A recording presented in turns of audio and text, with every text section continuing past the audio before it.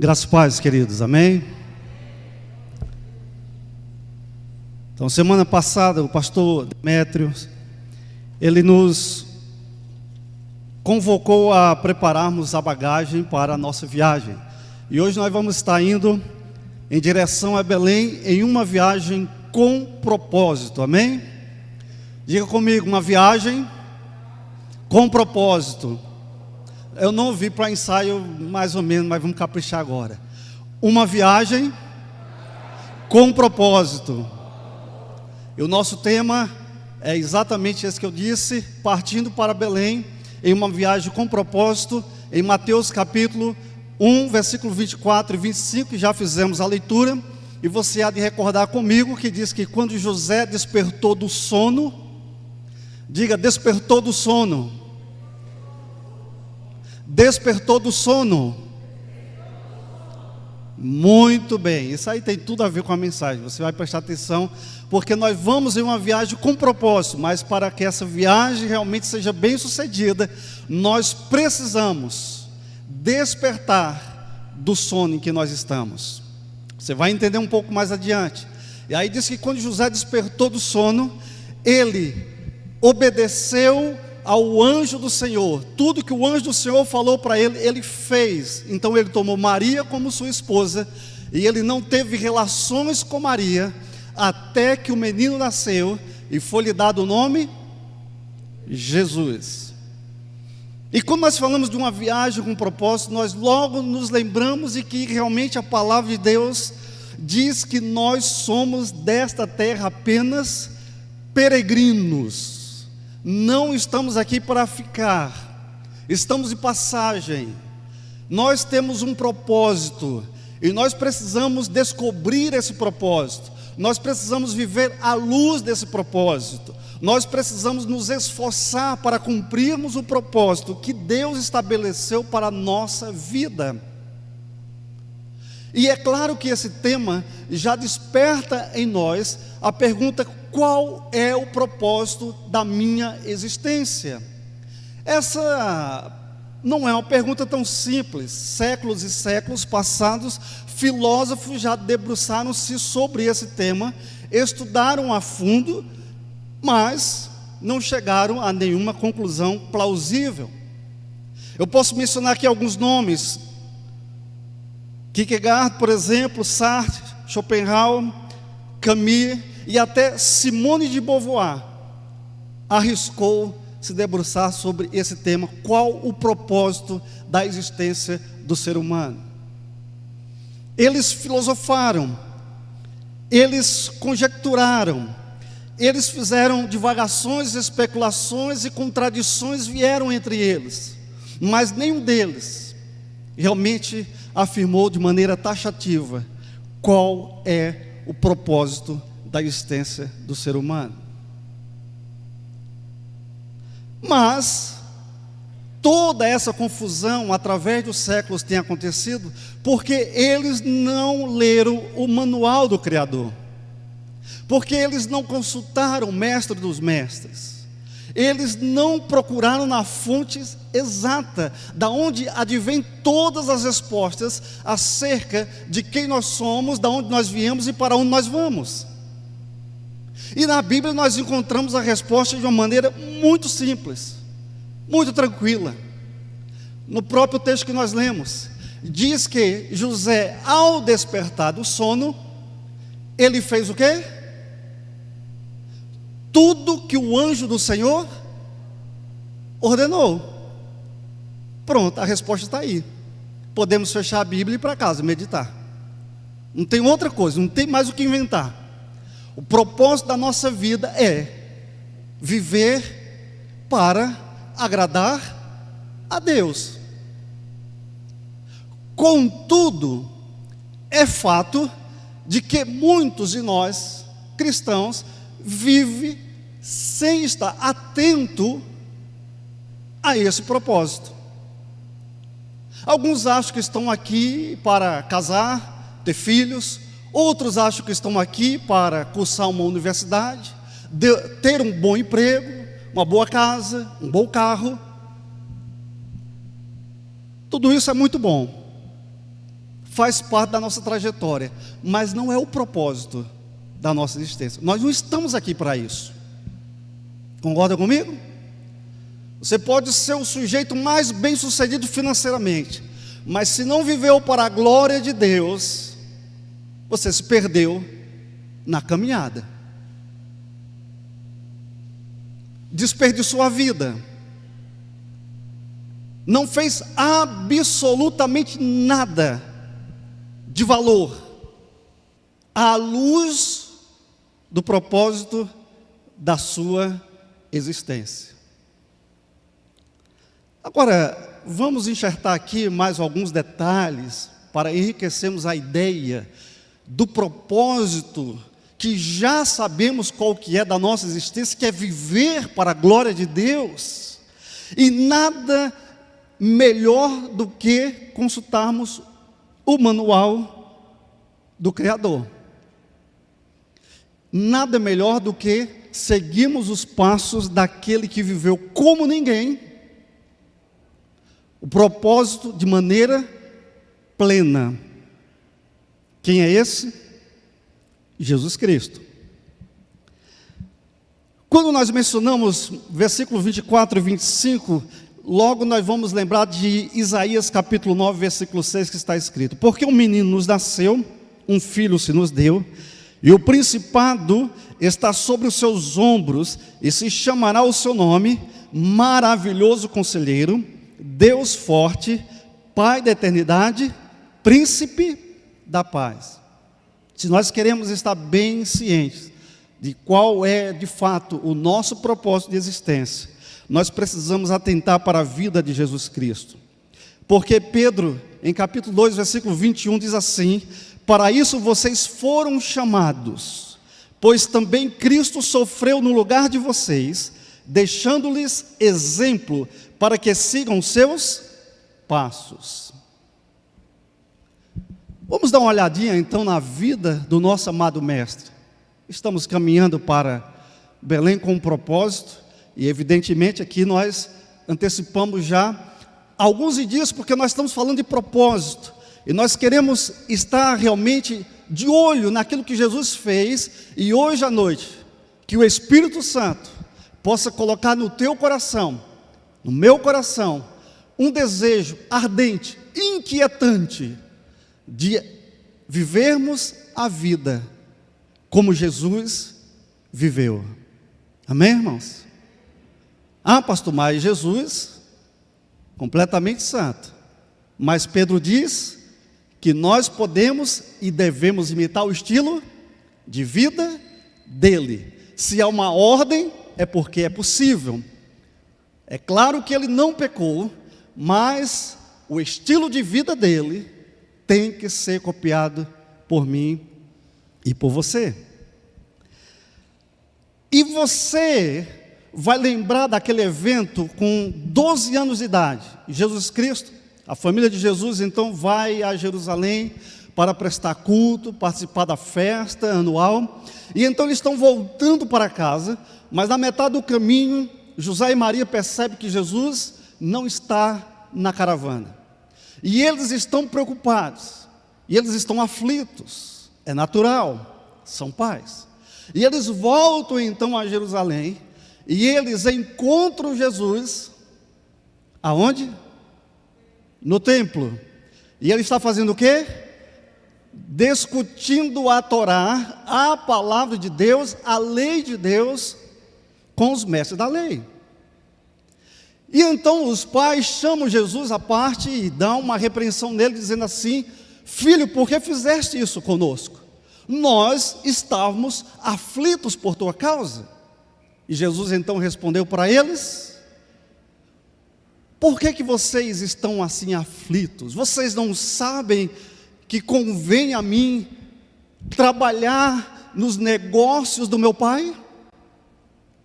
José e Maria, diz a Bíblia, que não entenderam nada, mas com 12 anos, Jesus já tinha bem claro na sua mente que ele tinha vindo a esta terra, não foi para uma excursão, não foi de férias, não foi para construir, não foi para qualquer outra coisa, a não ser para fazer a vontade do Pai que o havia enviado. Por que é que Jesus nos tirou das trevas? Nos transportando para o seu reino, o reino do Filho, o reino da luz. Jesus mesmo disse: vós sois a luz do mundo, vós sois o sal da terra. Jesus disse: vocês devem brilhar, vocês devem fazer a diferença, vocês devem fazer exatamente como eu estou fazendo. 12 anos, Jesus já sabia o que queria.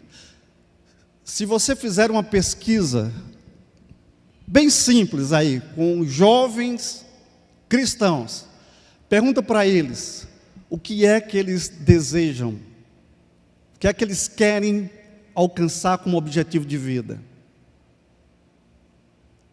Dificilmente um dirá: eu quero ganhar muitas almas para Cristo, ser cheio do Espírito Santo e viver somente para a glória dele. Dificilmente você ouvirá essa frase. Talvez não só dos jovens, não só dos adolescentes, talvez de muitos adultos, de longa jornada na igreja. Normalmente o que nós vamos ouvir as pessoas dizendo é isso que eu mencionei inicialmente: quero ter um bom emprego, casar, ter filhos, construir, viajar muito, ir para o exterior, etc, etc e etc. Mas são coisas que estão completamente fora do propósito da existência. Porque a Bíblia claramente nos diz, Paulo afirma categoricamente: porque nada trouxemos a esse mundo e nada levaremos dele. Alguém já disse que você pode juntar 1 milhão, mas quando morrer, não vai levar nenhum tostão. Verdade ou não?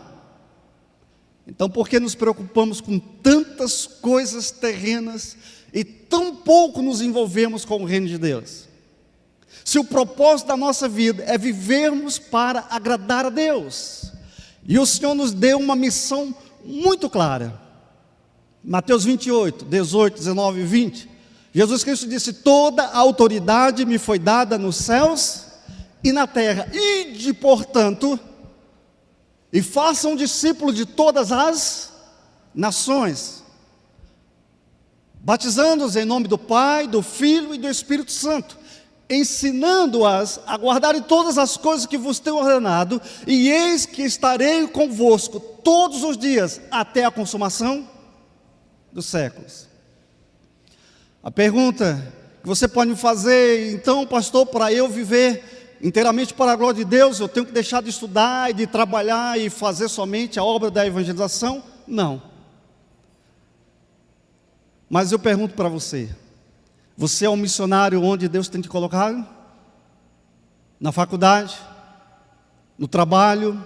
Você está vivendo para a glória de Deus, falando para a glória de Deus, se esforçando, tirando o velho homem, se revestindo do novo homem? Nós lutamos contra as nossas imperfeições, os nossos pecados estão sempre adiante de nós, mas nós não podemos acomodar dizendo: é assim mesmo a vida. Eu não quero ser um fanático religioso, pois eu quero que as pessoas me considerem fanático. Se é para a glória de Deus, que assim seja.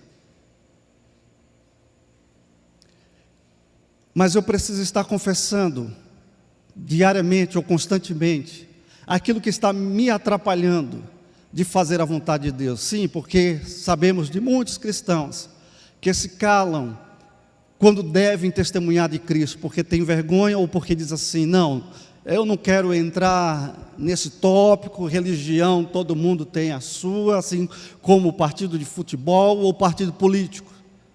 Eu vejo muitos cristãos que brigam, e brigam veementemente pelo seu time de futebol, pelo seu partido político, por esse candidato e por aquele candidato, mas se calam vergonhosamente quando o incrédulo afronta a nossa fé.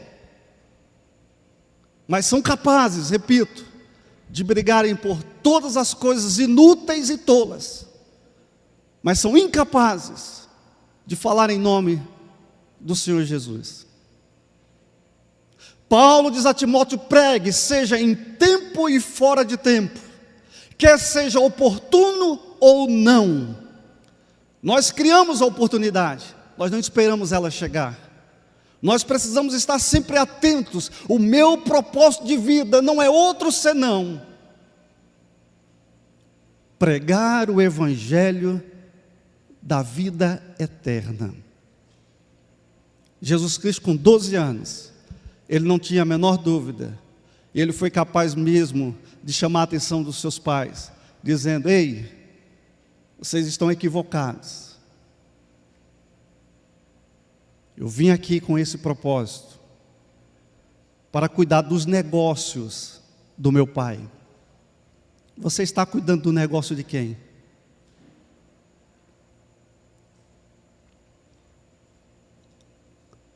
Com jeitinho, com educação, com um sorriso embutido, olha para o irmão, para a irmã do lado e diga assim: você está cuidando dos negócios de quem?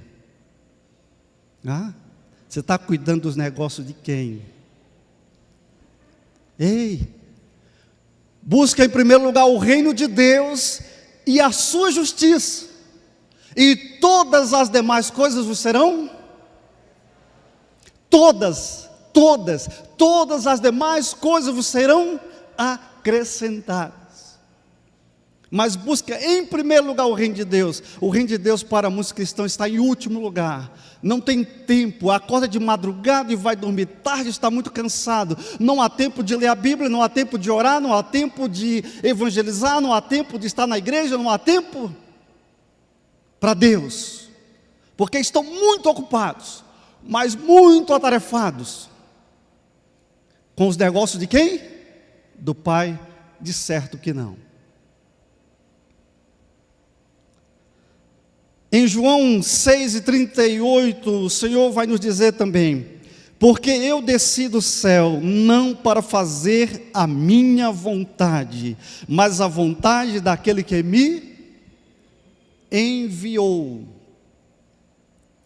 Lembra de João capítulo 4? Jesus então vai para uma certa cidade, ele resolve pegar um atalho, porque ele tem um encontro marcado com a samaritana. A samaritana não sabe, os discípulos não sabem, mas Jesus sabe, a agenda dele é a agenda do Pai. Ele tem um encontro com a samaritana, uma mulher rejeitada, envergonhada, uma mulher arrebentada, social, moral e espiritualmente. Ninguém quer nada com ela, nem está próximo. Mas Jesus é aquele que vai ao encontro dos pecadores. Jesus é aquele que vai cumprir a agenda do Pai. E ele não tem nada a ver com a sociedade, nada a ver com os preconceitos, nada a ver com a cultura. Ele vai para o poço.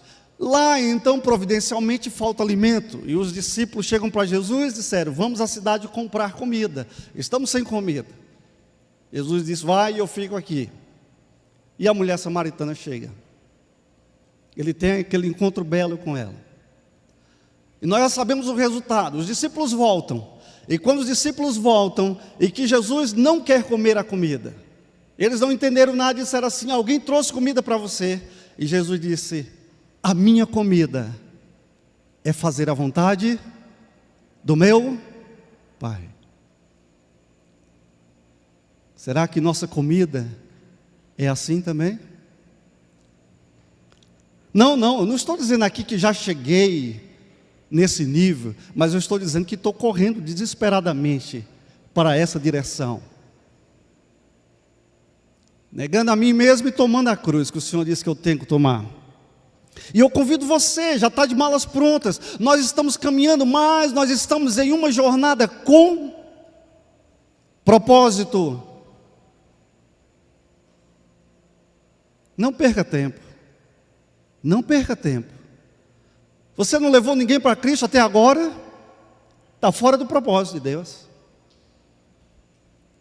Contente-se apenas em frequentar o culto. Deus não nos chamou para isso somente. Faz parte, mas não é só isso. O principal é realmente vivermos anunciando Cristo para aqueles que ainda não têm. Por isso nós estamos nessa jornada aqui, porque o Jesus, o Salvador, veio para nos salvar. João 8:29. E aquele que me enviou está comigo. O Pai não me deixou só, porque eu faço sempre o que lhe agrada.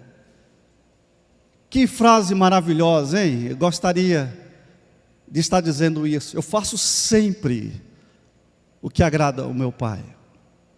Mas infelizmente eu não posso dizer. Novamente eu estou dizendo para vocês com muita sinceridade. Eu sei de minhas falhas, minhas fraquezas. Mas uma coisa também digo para vocês. Não me acomodo a elas. Porque eu estou peregrinando nessa terra. Eu não posso fazer uma casa aqui, apenas uma barraca, porque eu armo uma barraca aqui, desarmo e vou mais adiante. Mas se eu tenho uma casa fixa, é porque eu estou enamorado com este mundo. É porque eu estou tão apegado a ele, que eu não quero deixar esse mundo por nada. Uma coisa que o Covid nos ensinou aqui, é que muita gente vivendo sem propósito, vive apavorada. Eu não estou dizendo que vamos baixar a guarda e não vamos tomar os cuidados devidos, mas eu estou dizendo que tem muita gente apavorada no meio do povo de Deus, em depressão. Por quê? Porque não querem deixar esse mundo por nada. Por nada. Porque o seu coração está aqui, o tesouro está aqui. Por isso se agarra com unhas e dentes. Porque se o nosso tesouro e coração estivesse realmente com o Pai Celestial, nós diríamos o seguinte: eu estou nessa jornada com um propósito, e daqui só sairei quando o meu Pai intentar me recolher. E quando Deus disser assim: vem meu filho para casa, não tem conversa. Pode ser com Covid, sem Covid. Posso tropeçar, cair e tchau. Porque é o tempo de Deus. E se eu estou fazendo a obra de Deus, para a glória de Deus, com os cuidados devidos, eu não tinha por que ficar recolhido, preso em casa. Quantos estão nos assistindo e não vêm no templo? Ah, não, mas nós somos grupo de risco, nós estamos tomando os cuidados. Sim, meu filho. Dentro de casa, alguém pode contrair ou não o Covid? Pode ou não? Sim ou não? Eu vi de uma senhora, não saiu de casa, para nada. Pegou o Covid. Aí, não tem nada, não saiu de casa, não fez nada, ficou preso o tempo todo. Pegou. Jesus Cristo nos ensina: nem todo aquele que me diz Senhor, Senhor, entrará no reino dos céus, mas somente aquele que fizer a vontade do Pai. Vocês sabem que estou no sertão, eu posto as fotos de vez em quando.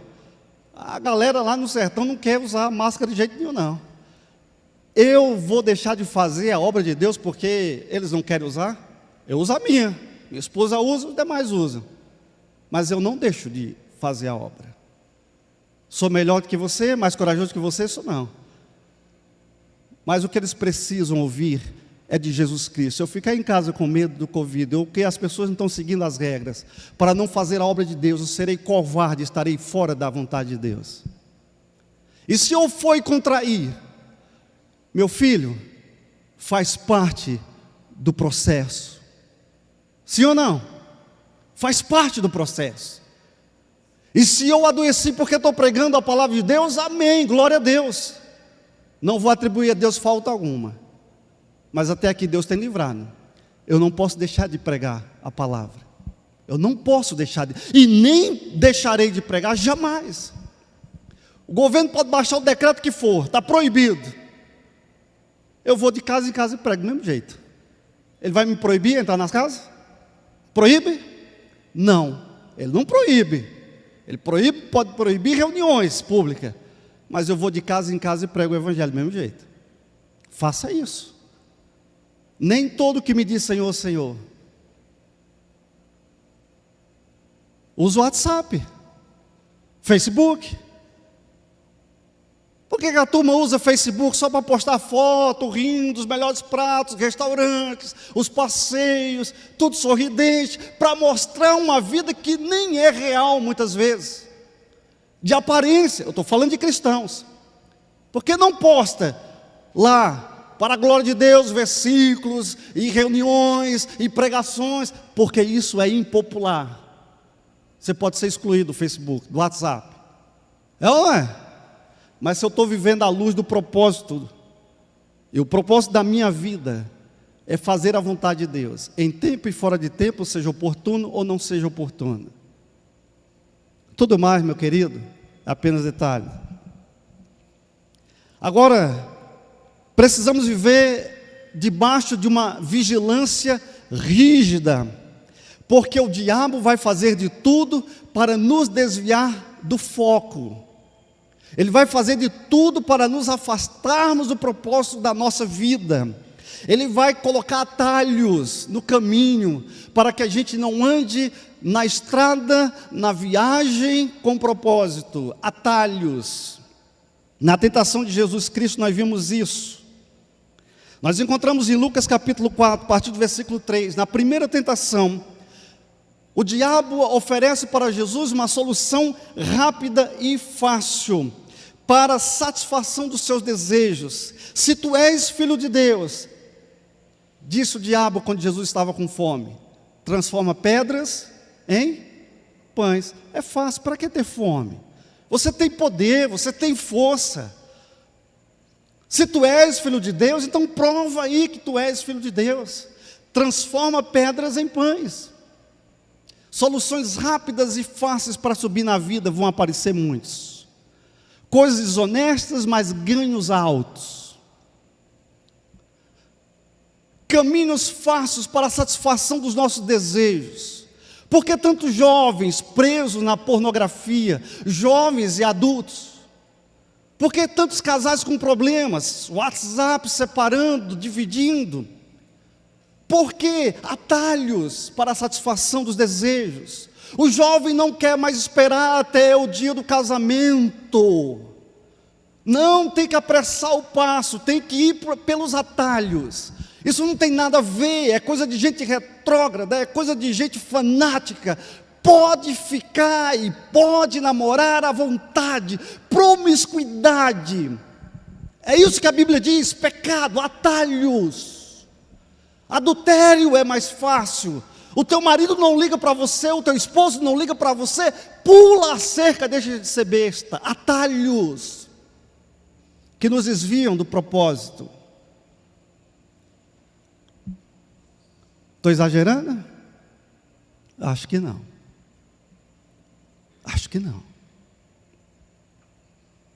Queremos pagar o preço de jejuar, orar, horas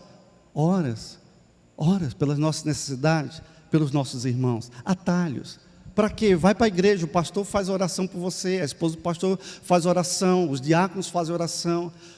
Tem crente que não quer pagar preço nenhum, porque só repassa para os outros. Irmãos, orem por mim, ora por mim. E quando vão fazer a oração, aquela oraçãozinha de 1 minuto, 2 minutos, e não tem mais assunto, acabou.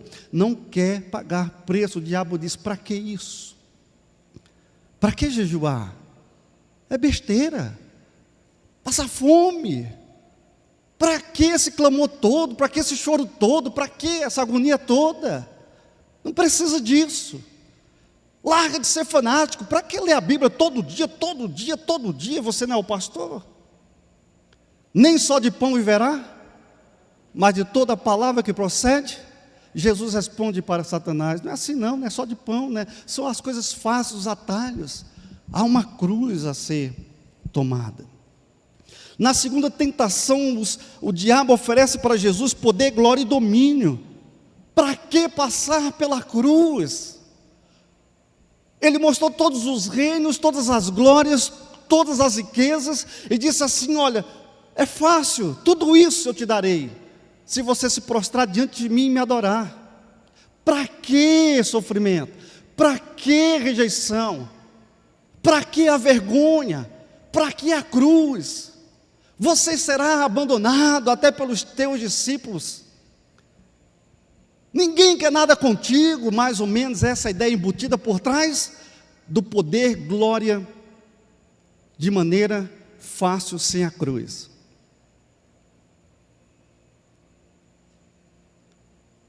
Você quer o jeito fácil, simplesmente, de conseguir as realizações? O diabo vai oferecer isso. Na terceira tentação,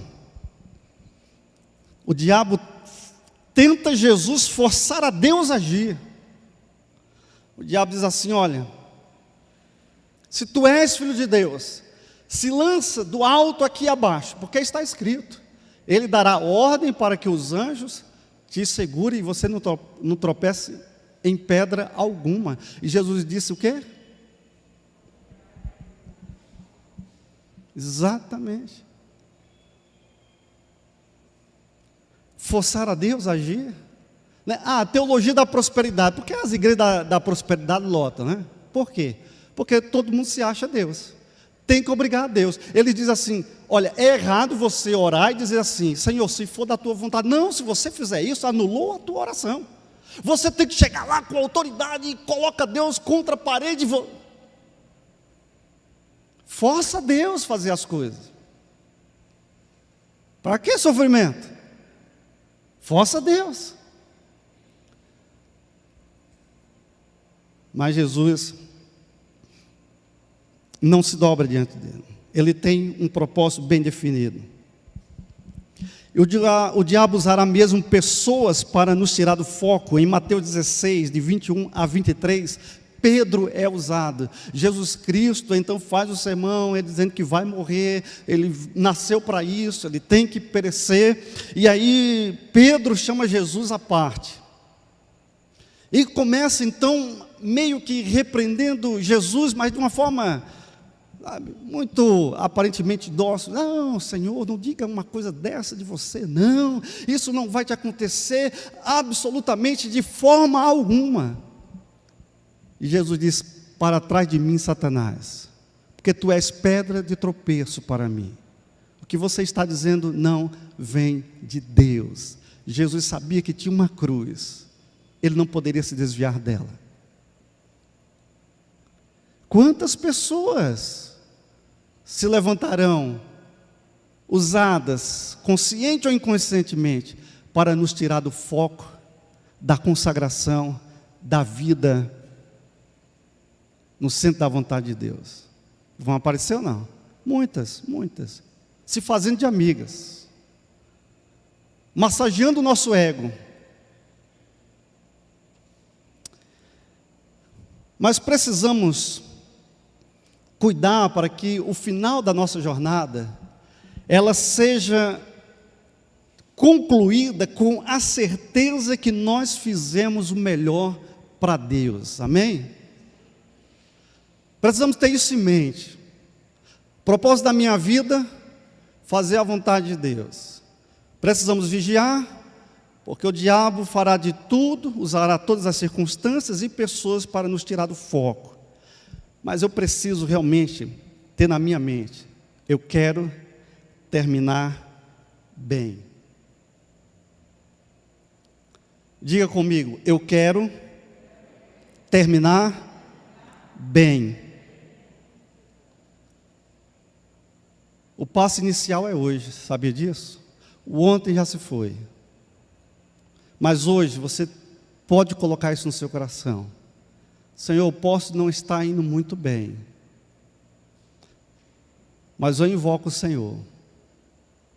O teu sangue que me purifica de todo pecado. Eu deixarei a vestimenta velha ali aos pés da cruz, porque eu quero terminar bem para a tua glória. Jesus Cristo, ao ser crucificado, em Lucas 23, 46, está registrado: Pai, nas tuas mãos entrego o meu espírito, está consumado. Propósito cumprido. Apóstolo Paulo diz: combati o bom combate, completei a carreira e guardei a fé. Propósito concluído. Alguém diz que o importante não é começar bem, mas terminar bem. Isso é um bálsamo para as nossas feridas, a nossa alma inquieta. O Espírito Santo está nos dizendo: ei, desperta do sono, acorda para o teu propósito. refaz o altar, reconsagra tudo, e aí toma o rumo certo, debaixo do propósito certo da tua existência, porque em breve, muito em breve, a jornada vai terminar, e nós precisamos terminar bem.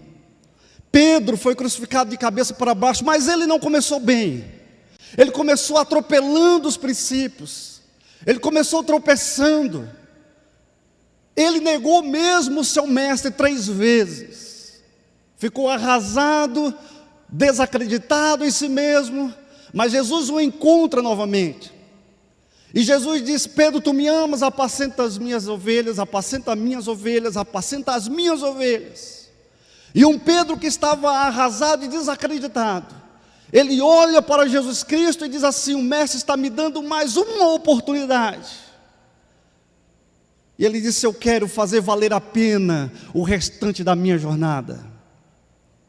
Mas diz os historiadores, Joséfo fala isso, que Pedro, antes da sua morte, ele está fugindo de Jerusalém.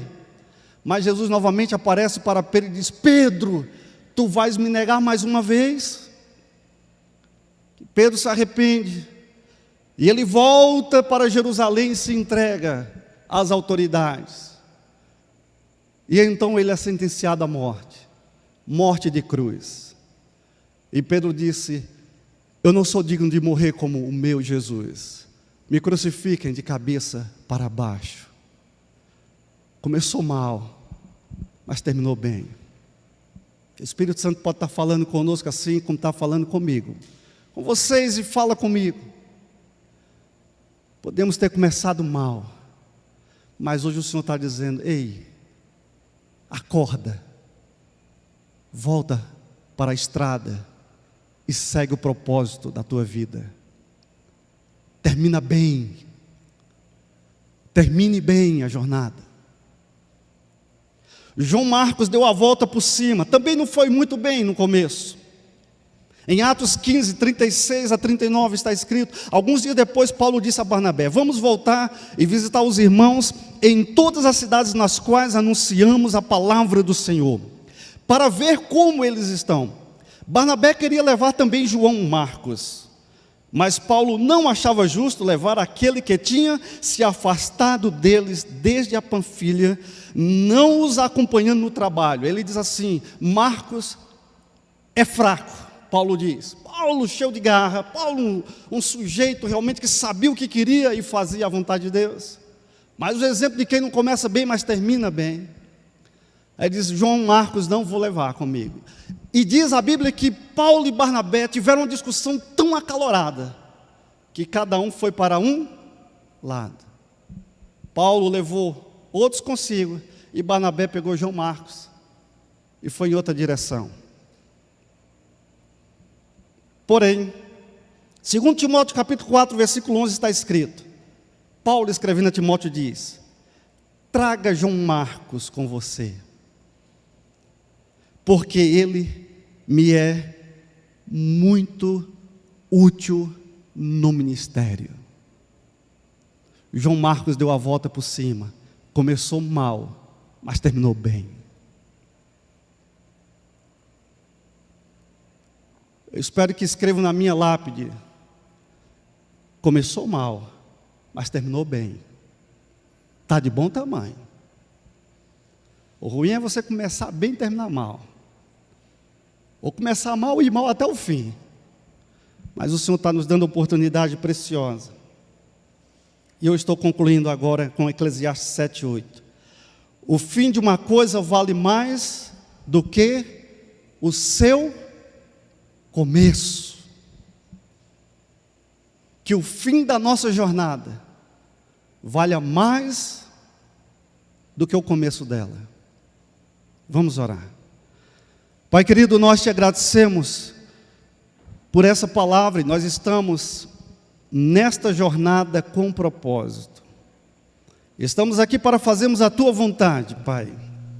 Ajuda-nos, leva-nos ao arrependimento profundo, que nossas lágrimas venham lavar a nossa alma, que nós possamos refazer o altar, que nós possamos refazer a nossa caminhada, que que nós possamos ajustar o foco desajustado, que nós possamos voltar para o caminho, o centro da tua vontade, que nós possamos terminar bem.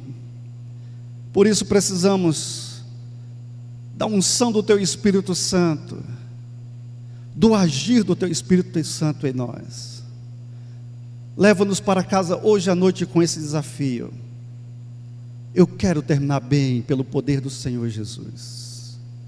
Em nome de Cristo Jesus. Amém.